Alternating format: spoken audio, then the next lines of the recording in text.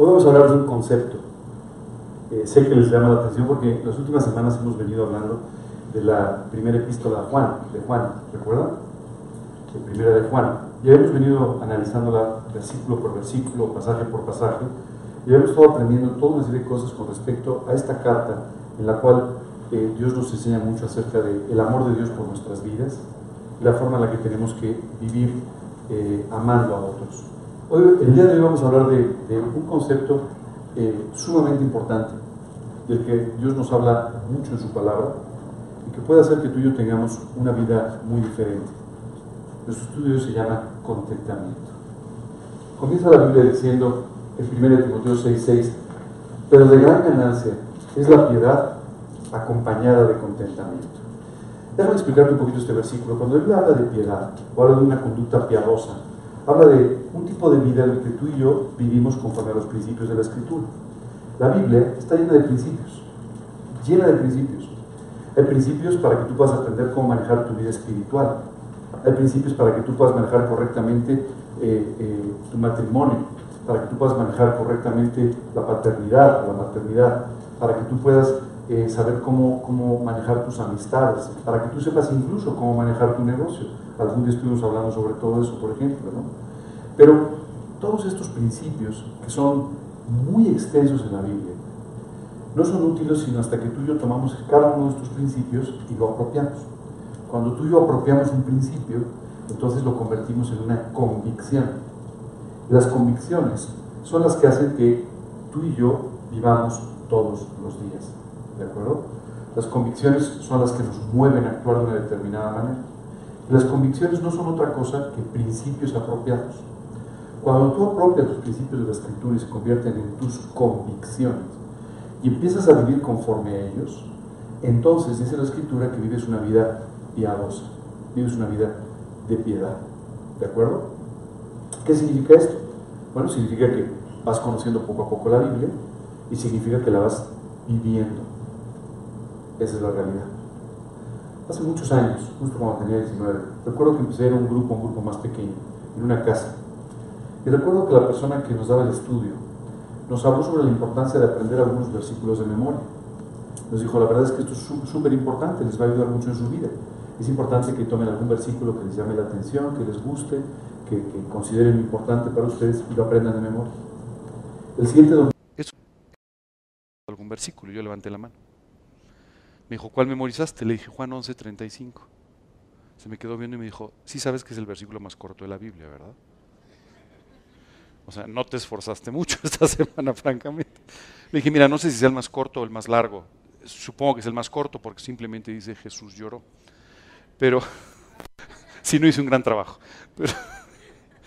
Pero le dije, mira, la verdad es que no lo memoricé porque fuera el más corto o por ahorrarme un trabajo, sino simplemente lo memoricé porque cuando leí este pasaje y me di cuenta de que Jesús lloró porque se conmovió de las personas que acababan de perder a un familiar, me di cuenta de qué tan próximo es el Señor Jesucristo, qué tanto le preocupa mi vida y qué tanto le preocupan mis emociones, mis problemas, y esto me conmovió muchísimo.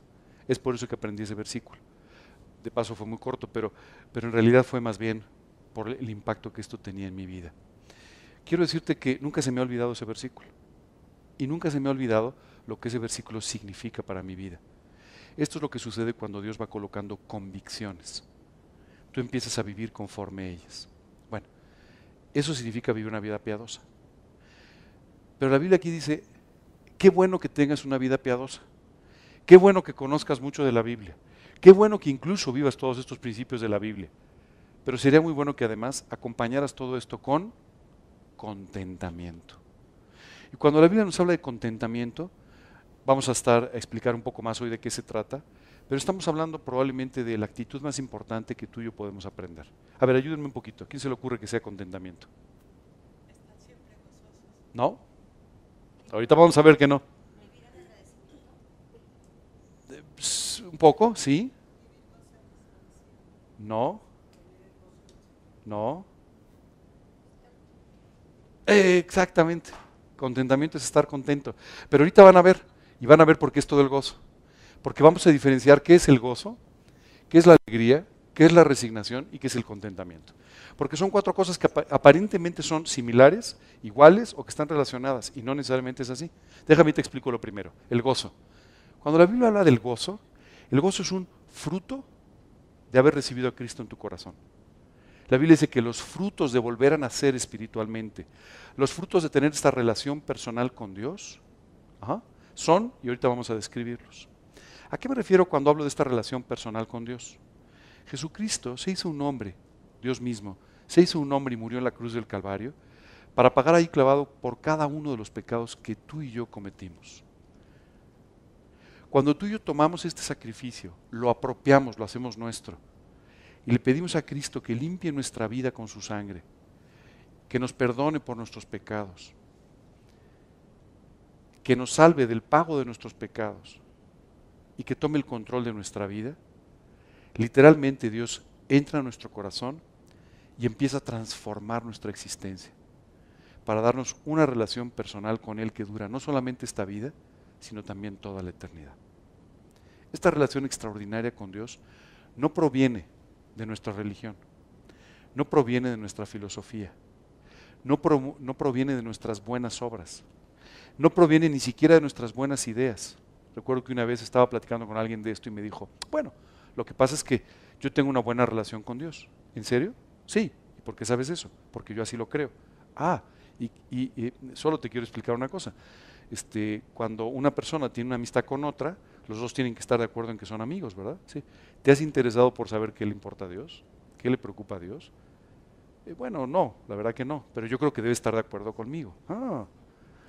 Eso es lo que muchas veces a ti y a mí nos pasa. En nuestro orgullo, nosotros pensamos que Dios tiene que aceptar nuestro punto de vista, tiene que aceptar lo que nosotros queremos o tiene que aceptar la salvación que nosotros le propongamos, ¿verdad?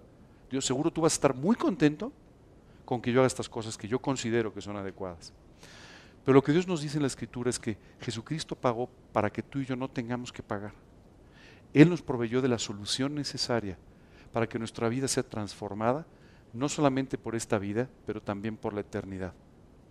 Dios quiere rescatarte del pago de tus pecados y quiere darte una relación personal con Él en la que tú puedas tener diálogos constantes, una auténtica relación con Él, como tendrías con cualquier otra persona.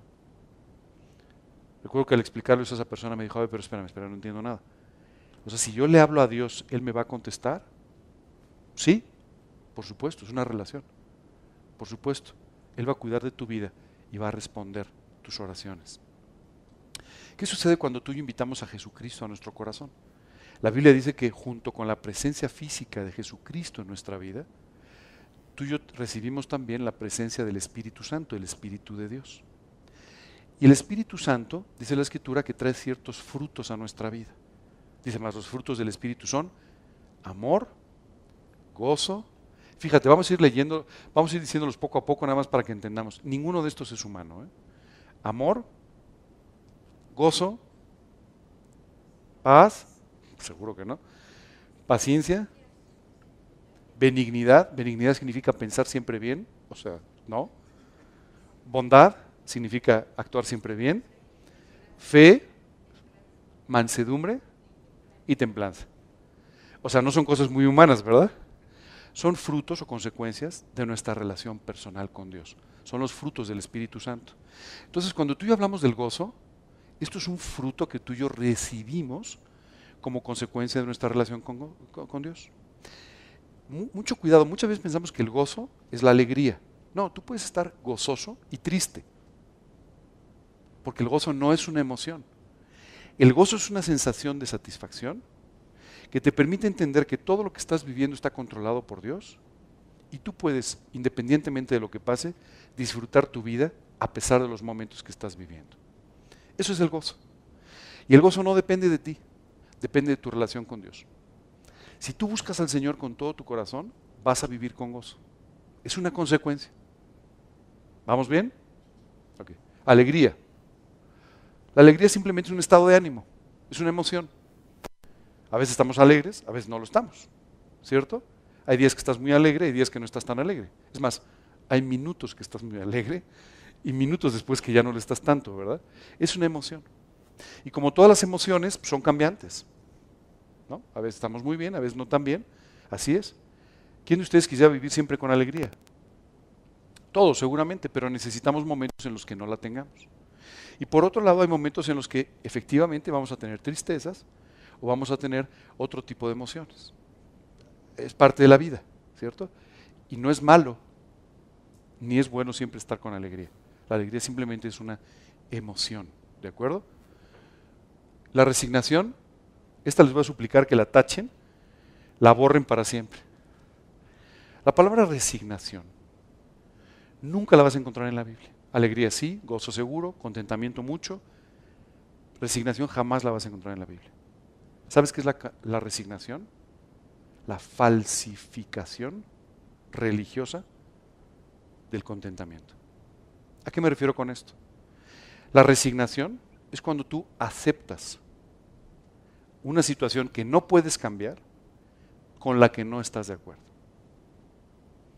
Señor, me resigno a la pérdida de mi padre porque pues no lo puedo resucitar, ¿verdad? Pero no estoy de acuerdo con que te lo hayas llevado. Entonces me resigno. ¿Qué es la resignación entonces? Es una resistencia o una rebeldía solapada. Aceptamos, pero en el fondo no estamos de acuerdo. Hay un versículo en la Biblia donde una persona explica lo que es la resignación diciendo, Señor, no puedo contender contigo, pero si pudiera, te diría que no estás bien. Esa es la resignación. Esa es la resignación. Dios, no puedo hacer nada, no puedo cambiarlo, tengo que aguantar lo que vino, pero en el fondo no estoy de acuerdo. Me resigno. Es por eso que la resignación no aparece en la Biblia como una expresión, porque es algo en lo que tú y yo tenemos que aprender a no vivir. O sea, tú y yo no podemos resignarnos a nada. ¿Ok? Entiendo que la resignación es una cosa muy humana. Ya sabes, si la vida te da limones, haz limonada. Nunca hagas esto. No tienes que resignarte. Lo que tienes que aprender es a vivir con contentamiento. ¿Qué es el contentamiento? Una actitud. Y las actitudes se aprenden y se desarrollan. Por eso hoy vamos a seguir hablando del contentamiento, de esta actitud, porque tú puedes aprenderlo y desarrollarlo. El gozo no, el gozo es consecuencia. La alegría, pues depende de los momentos, ¿verdad? La resignación, pues ya dijimos que no existe, pero el contentamiento es una actitud que tú sí puedes aprender. Fíjate lo que dice. Hoy me gustaría invitar a dos maestros importantes para que nos expliquen sobre este principio, ¿no? El primero de los maestros se llama el apóstol Pablo. Y vamos a aprender junto con Pablo una lección que Pablo aprendió, cómo vivir con contentamiento. Y en la vida hay un maestro extraordinario para enseñarnos, se llaman las circunstancias. Porque las circunstancias no siempre juegan a tu favor, ¿verdad? O así pareciera. Muchas veces las circunstancias pareciera que van en tu contra. Y cuando esto sucede es cuando tú y yo podemos aprender esta actitud o este principio. Dice la Escritura, Dios dio, Dios quitó, sea el nombre de Dios bendito. Déjame decirte quién dijo esto, lo dijo Job. Job era un hombre en la antigüedad que tenía una tremenda vida espiritual, tenía una buena familia, tenía muchísimo dinero, tenía un gran negocio, tenía un gran reconocimiento social y tenía una gran salud. En cuestión de unas horas, perdió absolutamente todo. Los hijos murieron, la esposa lo dejó, su salud lo abandonó y perdió todas sus posesiones. Y también su salud. Este hombre que lo había tenido todo, horas después dice que tomaba un tiesto, o sea, una maceta, y se rascaba con la maceta por la molestia que tenía en su piel. Y cuando su esposa le recrimina por mantenerse viviendo con una buena actitud, Job le dijo, Dios dio, Dios quitó, sea el nombre de Dios bendito. ¿Sabes? Es impresionante. La esposa le dijo, ¿cómo estando tan mal aún retienes tu integridad? ¿Cómo puede ser que sigas viviendo bien a pesar de todo lo que está sucediendo? Es más, le dice, maldice a Dios y muérete. ¿No? Ya sabes, la solución fácil, ¿no? Pues ya te mueres, ya. ¿No? Aparentemente fácil, ¿no? Y Dios simplemente, Job le dice a su esposa, estás hablando como cualquier mujer, no como una mujer espiritual, te estás equivocando. Dios dio, Dios quitó, sea el nombre de Dios bendito.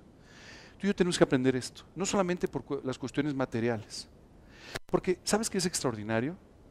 Dios trató con Job para enseñarle a través de estas pruebas, de estas situaciones tan difíciles, aspectos importantísimos de su vida.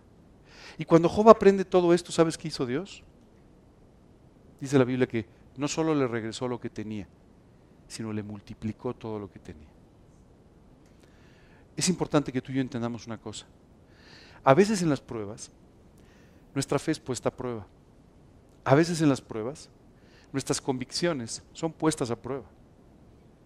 Y ese es el momento en el que tú y yo tenemos que anclarnos en nuestras convicciones y vivir por ellas.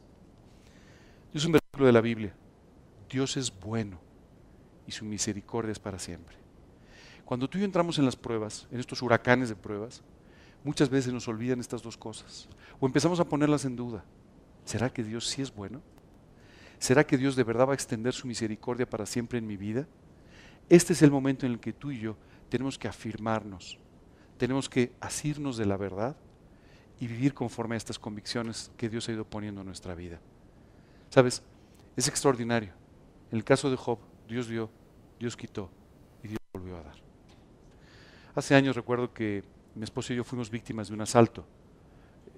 Sé que es muy raro en la Ciudad de México, pero estamos parados en un semáforo, veníamos de una boda, y entonces un joven que venía en mal estado, drogado, con un arma se acercó y me pidió, bueno, no me lo pidió, me exigió que le diera mi reloj y algunas cosas. ¿Sabes qué es impresionante? Bueno, pues el chico lamentablemente estaba muy mal y el chico salió corriendo con aquello que robó. Y entonces mi esposa estaba muy preocupada por mí. Oye, perdiste tu reloj. Me decía, ¿qué te parece si compramos otro? Le dije, mira, no es importante el reloj. Dios dio, Dios quitó. Bendito sea el nombre de Dios. No importa. 3 días después, sin que nadie se lo hubiera dicho, una persona llegó y me dijo, oye, fíjate que me gustaría hacerte un obsequio, no sabe qué regalarte y te compré un reloj. Recuerdo que llegué a mi casa y le dije, ¿te acuerdas, Mari? Dios dio, Dios quitó y Dios volvió a dar. Simplemente Dios te da, cuando quiere, lo que tú necesitas para tu vida. Y Dios le volvió a dar a Job todo aquello que había tenido y multiplicado.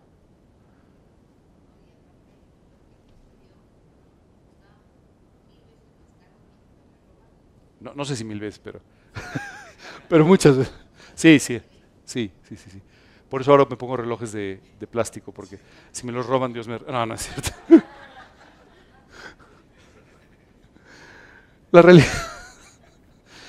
La realidad es que las pruebas son momentos muy importantes en nuestras vidas, porque las pruebas son permitidas por Dios para que tú y yo podamos ser purificados, para que tú y yo podamos ser alentados, para que tú y yo podamos ir más profundo en nuestra relación con Dios. Pero son los momentos en los que efectivamente nuestra fe y muchas cosas se ponen a prueba, ¿cierto? Dice 1 de Pedro, mas el Dios de toda gracia. Fíjate bien este versículo porque luego lo vamos a dividir en partes y lo vamos a ir estudiando. Dice, mas el Dios de toda gracia que nos llamó a su gloria eterna en Jesucristo, después de que hayáis padecido un poco de tiempo, Él mismo os perfeccione, afirme, fortalezca y establezca. Hace unos días leí una historia que me conmovió. Un hombre joven, un creyente, sufrió un naufragio. La lancha donde iba se naufragó. Entonces él llegó como pudo a una pequeña isla. Y en esa isla vio pues, que no había nada, era una isla bastante pequeña. Y entonces dijo, bueno, pues tengo que prepararme porque seguramente voy a tener que estar aquí algún tiempo. Y empezó a orar a Dios pidiéndole que por favor lo rescataran. Construyó como pudo con algunas maderas, algunas cosas, construyó algo para poder taparse un poco de la lluvia y del sol y todo. Y en un momento, simplemente después de haber estado orando, tomó la decisión de ir del otro lado de la isla para ver si se podía ver algo a lo lejos. Después de caminar por varias horas y llegar del otro lado, le llamó la atención al voltear una columna de humo. Era su pequeña casa. Se había quemado. Se puso de rodillas y dijo, Dios, no puede ser. Te estoy pidiendo que me ayudes. Ves en la situación tan difícil que estoy. Te estoy suplicando que me ayudes y aún lo poco que tengo me lo has quitado. Señor, ¿cuáles son tus planes? Pero estaba devastado. 2 días después un barco se acercó a la isla y fue rescatado. Mientras él estaba en el barco, le preguntó, oigan, ¿cómo fue que se les ocurrió venir a esta isla? Por las señales de humo que nos mandaste. ¿Sabes qué sucede muchas veces? estas pruebas nos están llevando al lugar donde Dios nos puede bendecir. Y Dios simplemente está trabajando en nuestras vidas. ¿Sabes qué pasa? Muchas veces tú y yo le pedimos a Dios cosas y no entendemos lo que le estamos pidiendo. Señor, yo quiero servirte con todo mi corazón. Señor, yo quiero ser un misionero. Señor, yo quiero ser, un pastor. Señor, yo quiero ser un buen padre. Señor. Y entonces Dios lo que hace es que simplemente te toma la palabra. Entonces dice, a ver, ¿tú querías ser, qué me dijiste, misionero? Ok, déjame inscribirte a la escuela.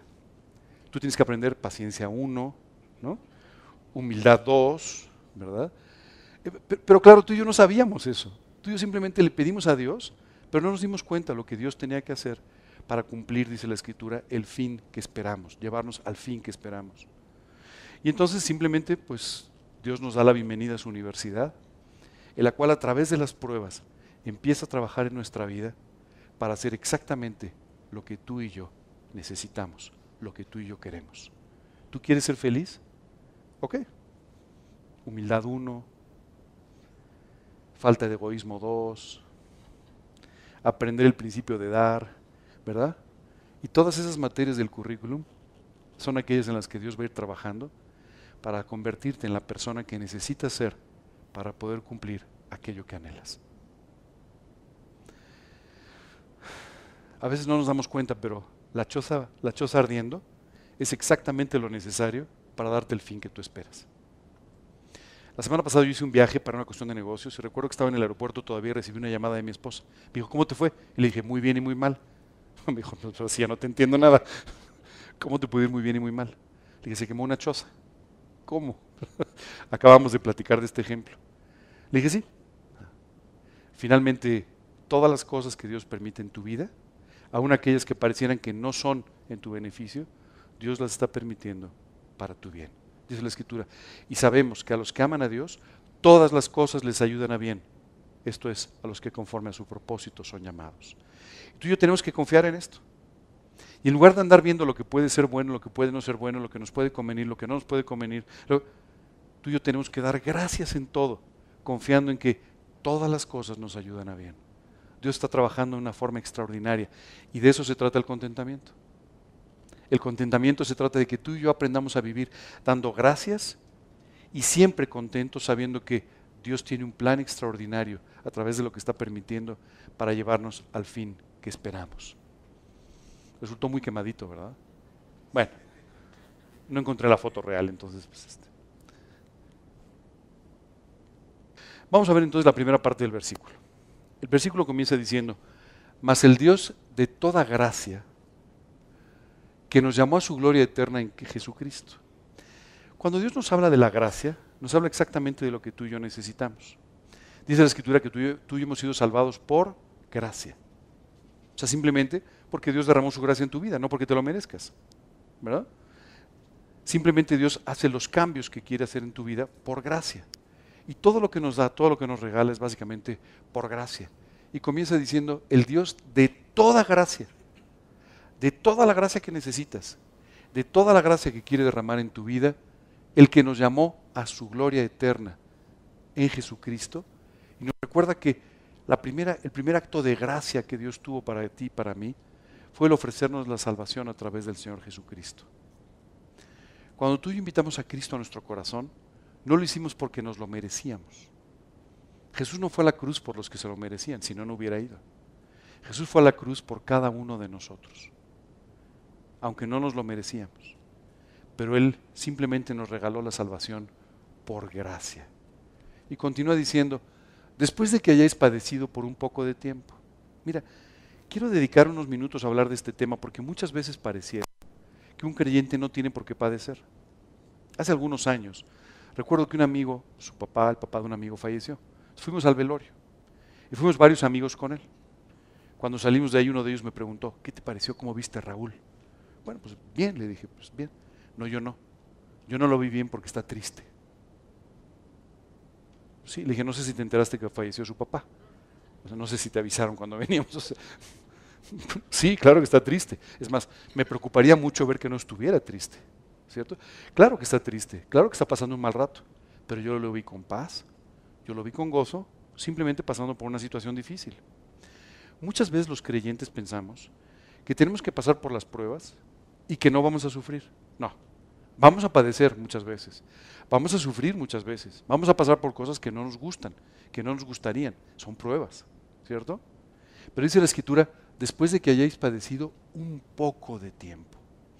Y esto es una promesa extraordinaria. No va a durar para siempre. Las pruebas no duran para siempre. Y nuestros padecimientos o nuestros sufrimientos o las cosas que a veces nos hacen sentir tristes o nos causan dolor, no van a durar para siempre. Hay un versículo extraordinario donde Dios nos habla de cómo va a ser el cielo. ¿Sabes qué dice? Y no habrá más dolor, ni clamor, ni llanto. Qué increíble, ¿no?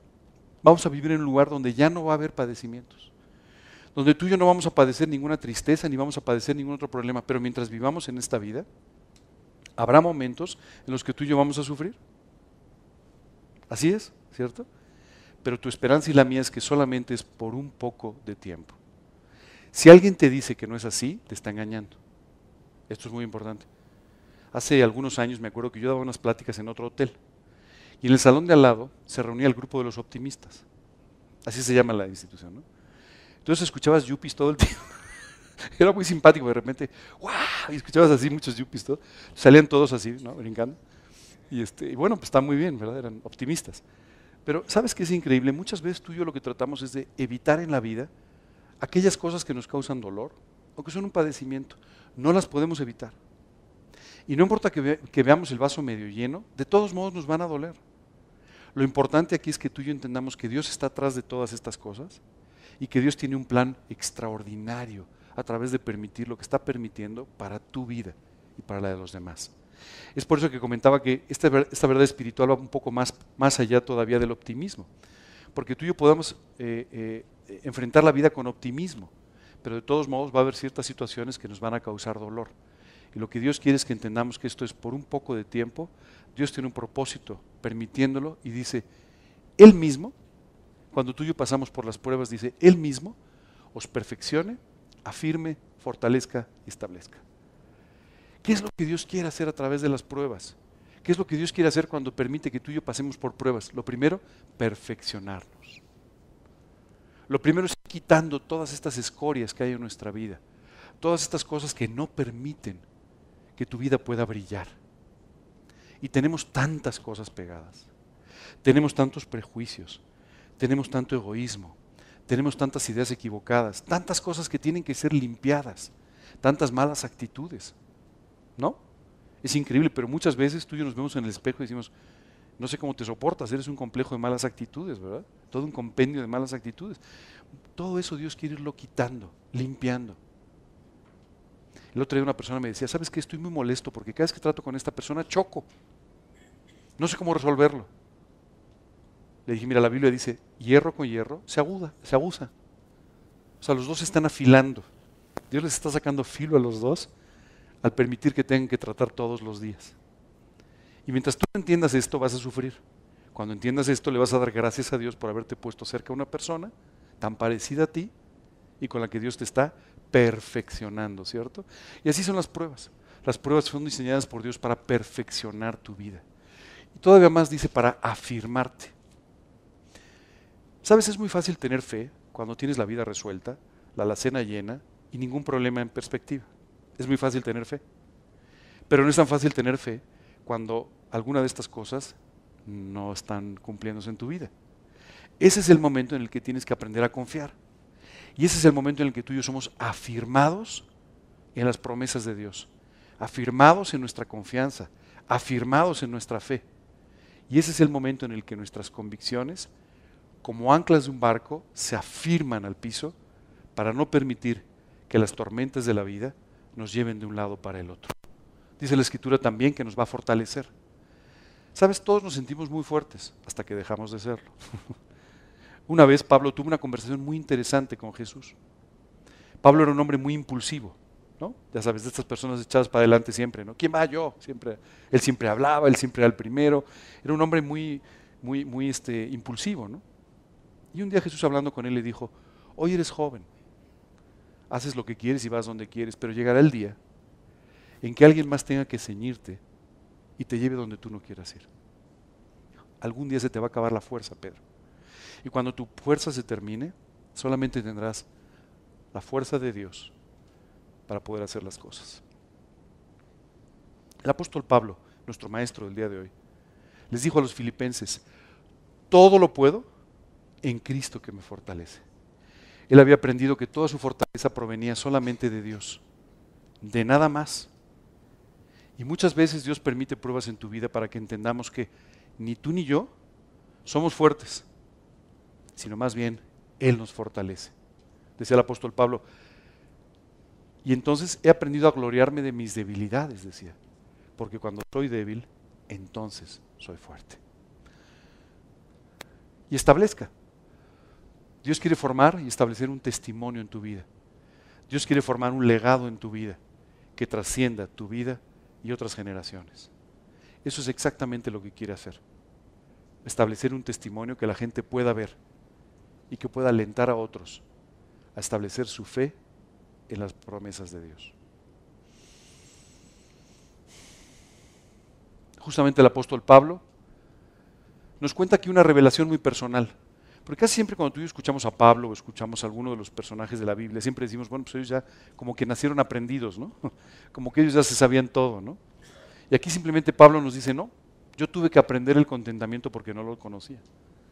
Y empieza diciendo, no lo digo porque tenga escasez, pues he aprendido, una actitud aprendida, he aprendido a contentarme cualquiera que sea mi situación. Aquí Pablo simplemente nos dice, he aprendido a vivir con contentamiento. No porque en este momento tenga escasez. Mientras escribía esto, Pablo estaba enfrentando una situación de escasez. No porque tenga escasez, sino simplemente porque he aprendido a estar contento, no importa cuál sea mi situación. Quiero contarte que 2 de las epístolas más importantes del Nuevo Testamento fueron escritas por Pablo mientras Pablo estaba en la cárcel. No en la cárcel, en una cárcel de alta seguridad, metido literalmente en un hoyo. Y desde ahí Pablo escribió palabras tales como, ojalá todos fueran como yo, excepto por mis cadenas. Ojalá todos tuvieran una vida extraordinaria como la que yo tengo, a pesar del entorno en el que me veo en este momento. Y el apóstol Pablo desde ese lugar escribía a personas en otros lugares, alentándolos a vivir para Cristo, diciéndoles que la vida era extraordinaria y que Dios podía bendecirlos profundamente. ¿Cómo es posible que alguien hiciera eso? ¿Sabes por qué? Porque él había aprendido a contentarse, no importa cuál era su situación.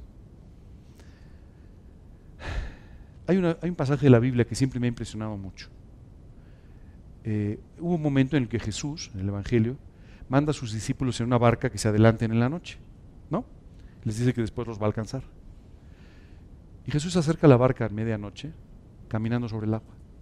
Los discípulos se asustan. Primero piensan que es un fantasma, una aparición, se asustan mucho.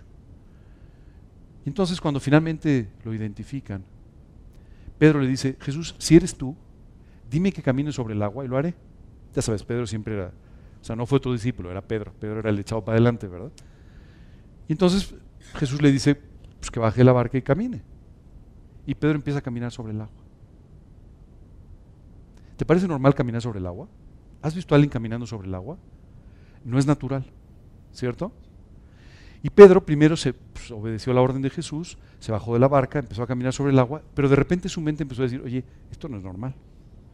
Los hombres no caminan sobre el agua. Y esto hizo que quitara sus ojos de Jesús y se hundiera. Jesús extendió la mano y lo sacó. Y simplemente le dijo, hombres de poca fe. ¿Sabes qué es lo que pasa contigo y conmigo? El contentamiento significa esto. Cuando tú y yo aprendemos a caminar sobre las aguas, cuando tú y yo solamente estamos viendo al Señor Jesucristo delante, como dice la Escritura, extendiéndonos hacia lo que está delante, hacia el premio del supremo llamamiento de la fe. Y entonces, ya no importa si las olas son altas o son bajas, ya no importa lo que esté sucediendo, de todos modos tú puedes caminar sobre el agua. Hasta que quites los ojos de Jesús. Esto es lo que Pablo aprendió. Entonces decía, ya no importa. No importa cuál sea mi situación. No importa si me va muy bien, no importa si me va muy mal, no importa si estoy en la cárcel, no importa nada. Porque he aprendido a tener la actitud adecuada hacia la vida que se llama contentamiento. y como consecuencia siempre poder estar contento independientemente de lo que suceda. Para aprender esta actitud tuvieron que pasar muchas cosas en la vida de Pablo. Pasó muchas dificultades, muchas pruebas, pero aprendió de tal manera que en ese lugar donde cualquiera sería miserable, en aquella esquina en una cárcel, Pablo era feliz. ¿Te acuerdas del currículum? Contentamiento 1. Porque todos ustedes querían ser felices, ¿verdad? Cuando llegaron con Jesús a todos le dijeron, Señor, yo quiero ser feliz, ¿verdad? Ok, pues estás inscrito en la academia. Contentamiento 1. La lección que tú y yo tenemos que aprender. Muchas veces lo que sucede contigo y conmigo es que desconfiamos de que Dios nos vaya a dar las cosas que tiene para nosotros. Y tenemos que aprender a confiar en la provisión de Dios. ¿Se acuerdan del Padre Nuestro? Fíjate lo que dice. El Padre Nuestro de cada día, dánoslo hoy. De cada día. Por supuesto que a ti y a mí nos encantaría tener reservas para toda la vida, ¿no? ¿A quién de ustedes le gustaría tener reservas como para no tener que preocuparse el resto de su vida? Les tengo una noticia, no va a suceder. No va a suceder. No porque no sean millonarios, ojalá que algún día todos lo sean. Pero no va a suceder porque Dios les va a tener permanentemente dependiendo de Él para cada necesidad de cada día. Déjame te cuento un poco sobre la historia de Israel. Cuando ellos salen de Egipto y van a la tierra prometida, Dios les dijo, yo los voy a alimentar. No se preocupen por nada, yo los voy a alimentar. Cada mañana ustedes salgan y van a encontrar el alimento. Y cuando salieron la primera mañana encontraron una cosa que llamaron maná. ¿No? Y el maná era un alimento sumamente balanceado que servía para que ellos vivieran muy bien. Y Dios les dijo, cada mañana les voy a dar el maná. No guarden para el día siguiente, no es necesario. Mañana les volveré a dar su provisión. Te puedes imaginar, todos al día siguiente guardaron el doble y se echó a perder. ¿Verdad? ¿Por qué Dios no les dio para una dotación para la semana? Para que dependieran de Él todos los días, todo el tiempo. Esta es la forma en la que Dios quiere que tú y yo aprendamos a vivir. Por eso les dice, oren pidiendo, ¿no? El pan nuestro de cada día, dámelo hoy. Hace un tiempo conocí a una persona realmente extraordinaria. Esta mujer, que llegó varias veces a la cárcel por robar y por hacer otras cosas, se convirtió a Cristo dentro de la cárcel. Aprendió a leer para poder leer la Biblia. Y cuando salió de ahí, sin oficio ni beneficio, ¿no? Se puso a trabajar en lo que pudo. Pero de repente empezó a pensar, oye, hay muchas personas muy necesitadas a las que yo debería ayudar. Y sin dinero, se le ocurrió abrir un refugio para recibir allá a las personas que nadie quería recibir. Ni el DIF, nadie, un hospital, nadie quería recibirlas. Y empezó a recibir a estas personas para poderles compartir de Cristo. Pero ¿de dónde sacar dinero para sostener a estas personas? Y empezó a hacer una cosa extraordinaria. Se reunió con las personas a las que había recibido y les dijo, vamos a pedir. El pan nuestro de cada día, dánoslo.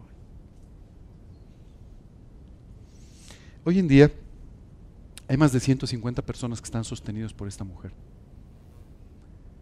Y siguen sin tener dinero.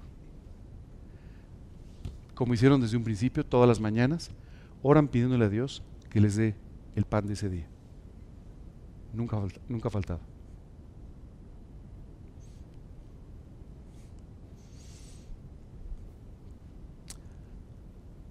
Dice después en Filipenses, mi Dios pues suplirá todo lo que os falta conforme a sus riquezas en gloria en Cristo Jesús.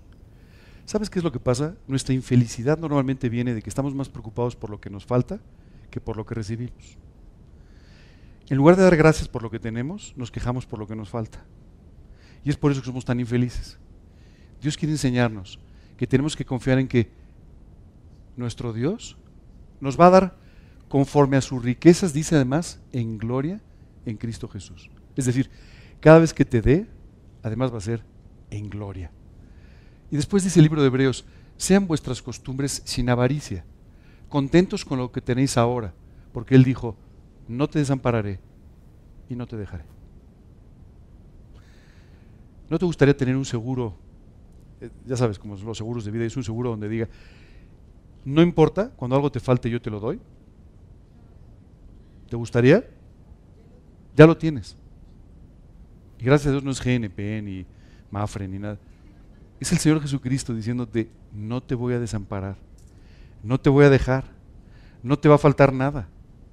Lo único que tienes que hacer es confiar en mí. Bájate de la barca, camina y ya, nada más. Oye, no es lógico que camines sobre el agua, tampoco es lógico que vivas con tanta confianza, tampoco es lógico que dejes todas tus cargas sobre Él, tampoco es lógico que vivas sin estrés, pero Dios puede hacerlo una realidad. Por último, ¿cómo le hacemos para vivir con contentamiento? Digo, pues suena muy bien, ¿verdad? Pero ahora ¿cómo le hago, verdad? Me gustaría vivir así. Lo primero que tú y yo tenemos que aprender es a buscar a Dios en las pruebas. Casi siempre cuando vienen las pruebas, lo primero que hacemos es buscamos soluciones humanas. Oye, tengo una super prueba, le voy a hablar a mi amigo a ver si me da trabajo, ¿no? Le voy a hablar a mi primo, ¿no? A ver si le voy a hablar a, ¿no? Siempre tratamos de encontrar alguna forma de resolverlo nosotros. Cuando lo primero que tú y yo tenemos que hacer es buscar a Dios para poner nuestro problema en sus manos y que sea Él quien lo resuelva, a través de quien Él quiera, a través de lo que Él quiera, pero que sea Él el que lo resuelva. Número 2, reconociendo la dificultad de las pruebas. Yo veo muchos creyentes que quieren vivir una vida que no es real. ¿Hoy estás pasando por pruebas? No pasa nada. Eso es orgullo. ¿Sí sabes? Eso es orgullo. Si estás pasando por una prueba, reconoce que estás pasando por una prueba. Si es una prueba complicada, reconoce que es una prueba complicada. Y de esa manera le podrás dar la gloria a Dios cuando salgas adelante de la prueba. Y no te quedarás tú con una gloria que no te corresponde. Confiando en su bondad, su misericordia y su fidelidad. Esas son 3 cosas que son puestas a prueba en todas las pruebas. ¿Verdaderamente Dios sí va a actuar con bondad conmigo? ¿Realmente sí va a actuar derramando su misericordia y sí va a ser fiel conmigo o no? ¿Tú qué crees? ¿Tú crees que sí? Pues eso se tiene que ver en tu vida, reflejado. Si tú crees eso, tienes que vivir muy tranquilo y muy confiado. Dando gracias en todo y no permitiendo que el pesimismo te ataque. Pesimismo es lo normal, no sé si te has dado cuenta. Oye, ¿cómo te va a ir? Pues mal. O sea, es la parte fácil, ¿verdad?, de la vida. Pues mal. Oye, ¿cómo te salió todo? Pues regular. O sea, ¿no? Eso es el pesimismo. Y el pesimismo denota una falta de confianza en el Señor. Tú y yo tenemos que aprender a ser realistas. No podemos vivir en los clichés y en el yupi, ¿no? Que a veces, ¿cómo estás? Súper bien. Pues qué sorpresa, parecía que no, ¿verdad? ¿No? Y tampoco puedes vivir en el pesimismo, simplemente estar pensando que todo está mal, cuando realmente todo está bien de parte de Dios. ¿Qué tenemos que hacer? Tener una posición realista, simplemente que nos permita darle gracias a Dios en todo. Señor, ¿me está yendo bien? Pues no, esta vez me ha ido muy mal, pero sin duda tú tienes algo mejor para mí. Señor, estas veces esto me ha salido francamente mal, pero estoy seguro que tienes algo atrás de esto. Señor, se ha quemado mi choza, pero el humo servirá de algo. Esa actitud es la que tú y yo tenemos que tomar. No la del optimismo, no la del pesimismo, sino la de la fe y la confianza en el Señor Jesucristo, que va a cuidar de nuestras vidas independientemente de las circunstancias. No resignando, ¿se acuerdan que la palabra resignación ya pues no se resignen, ¿de acuerdo? Sino más bien extiéndanse hacia lo que está delante. Y por último, pongan sus ojos en las cosas eternas y no en las de este mundo. El otro día estaba viendo una revista donde apareció una lista de los multimillonarios del mundo. ¿Sabes cuál es el problema? El problema es que nosotros en este mundo hemos cifrado nuestro éxito o fracaso en base a lo que tenemos o no tenemos, lo que hemos alcanzado o no hemos alcanzado, esta posición o no esta posición, estos estudios o no estos estudios, cuando en realidad la base del éxito de la vida de una persona solamente se puede medir en cuanto al trabajo que Dios está haciendo en su vida. Quiero decirte que para cualquiera, Pablo fue el peor de los fracasados. Dejó todo lo que tenía, que podía haberle representado una vida extraordinaria, para vivir como casi un cualquiera, ¿no? Todo por el Evangelio. Al final acabó en una cárcel. Entonces, cualquiera hubiera podido decir que él fracasó. Después de 2000 años, tú y yo sabemos que no fue un fracaso su vida. Fue un éxito extraordinario. El problema es cómo medimos el éxito y cómo medimos el fracaso. Si tú lo quieres medir en los términos humanos, entonces puedes jugar el juego Y el juego es a ver quién deja más dinero cuando se vaya al cielo, o no, ¿verdad? Entonces gana el que tiene la cuenta más abultada, ¿no? El que dejó más. Es un absurdo, en todos los sentidos. La Biblia dice que tú y yo tenemos que aprender a hacernos tesoros en el cielo y no tesoros en esta tierra. Ni en cuestiones materiales ni en ninguna otra cosa, sino en todo aquello que Dios puede hacer en nuestra vida y que tiene un carácter eterno. Así es que tenemos que aprender a poner nuestros ojos en las cosas eternas y no en las cosas de este mundo. Las cosas de este mundo siempre te quitarán la paz. Las cosas de Dios siempre te traerán paz y contentamiento.